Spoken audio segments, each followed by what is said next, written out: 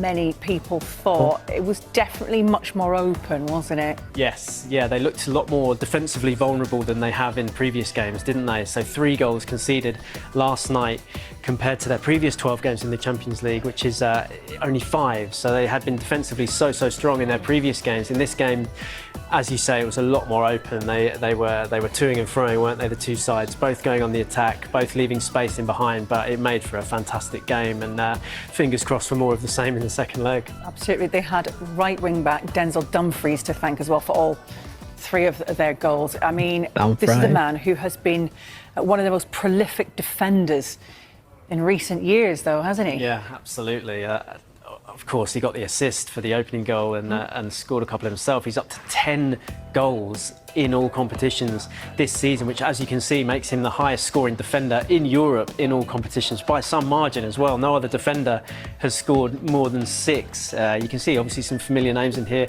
Hakimi of PSG, Cucurella of Chelsea there, Daniel Munoz, of course, of Crystal Palace, Fabian Schär and Josko Guardiola up there as well. But that man, Dumfries, right at the top of the pile.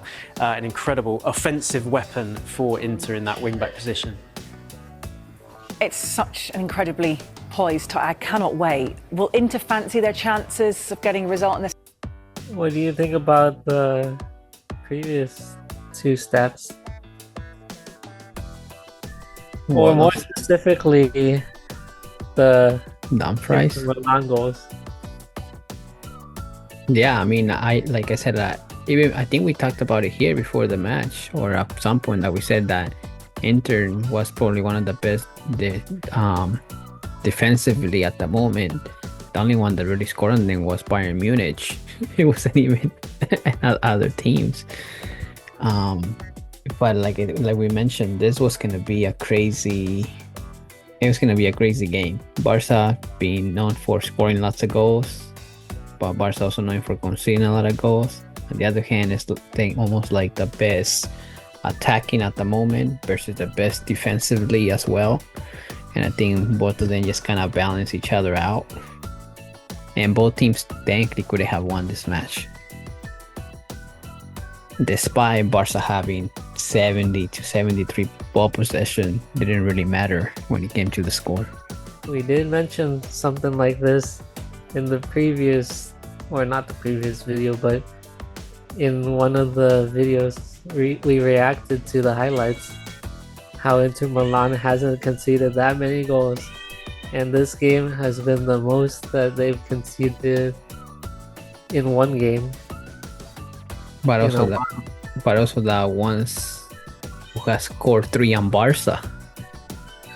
I don't think other than Atletico de Madrid, can't remember who else scored 3 on them.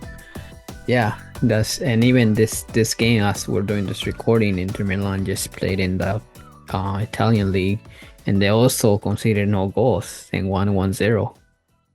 They are usually defensively good, but that just shows how good Barcelona has been, especially attacking wise. Yeah, like I said, Barcelona hasn't been great. They're solid defensively, but they're not great. I don't think they're great defensively. I just think they're okay, like barely solid.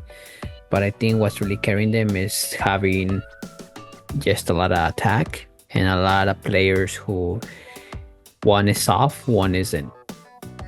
You know, for example, Lewandowski has been pretty quiet in the last 4 games, I can remember. But Ferran Torres is coming through. Rafinha is soft, Jamal isn't. Jamal is soft, Rafinha isn't. If they're all off, sometimes there's Pedri or Frankie de Jong, because they also have scored goals this season. So I just think it shows the importance of having players who step up all the time. And I'll just mention it a little bit, like the last 3-4 seasons, maybe Messi at Barcelona, there was a lot of players, but you could tell that Messi was kind of the only one trying to carry it. And I'm not saying the others weren't doing their job, because they were.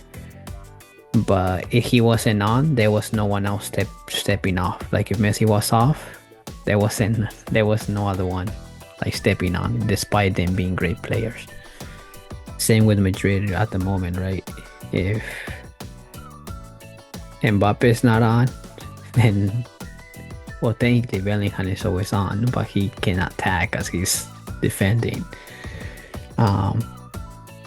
But if Mbappe's not on, no one's really stepping up, or Vini. But other than that, I haven't seen anyone step up.